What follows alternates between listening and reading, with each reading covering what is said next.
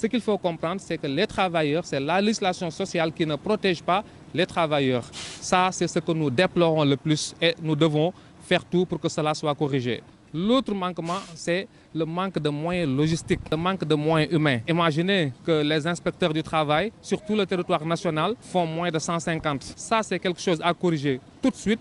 Et maintenant, les derniers jours, on a constaté qu'il y a beaucoup de personnes qui s'attaquent à l'administration du travail, parfois même insultent le travail des inspecteurs et contrôleurs du travail. C'est une méconnaissance de la législation du travail. L'administration du travail a pour mission de faire appliquer la législation du travail dans les entreprises. Il peut constater des manquements, il peut même voir que des droits des travailleurs sont violés, mais en retour, la législation ne lui donne aucun pouvoir pour vraiment mettre en exergue ses missions de protection du droit du travail, de protection des travailleurs et de correction de l'ensemble des manquements qui ont été constatés. Aujourd'hui, nous avons engagé ce combat de faire en sorte que l'administration du travail puisse disposer des prérogatives nécessaires telles que conçues dans les conventions internationales. Dans le Code du travail, il est dit que lorsque le travailleur apporte un conflit, ou bien en tout cas une des parties au contrat de travail saisit l'inspection du travail dans le cadre d'un règlement à l'amiable d'un conflit, l'inspecteur, on lui demande de constater les droits que le travailleur tient de la loi. Mais en retour, on lui demande de constater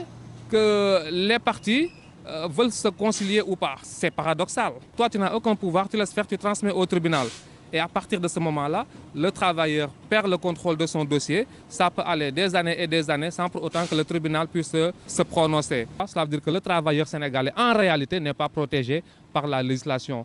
Les autorités sont appelées à vraiment revoir la copie, l'Assemblée nationale, les centrales syndicales, et tout le monde est interpellé à ce sujet-là.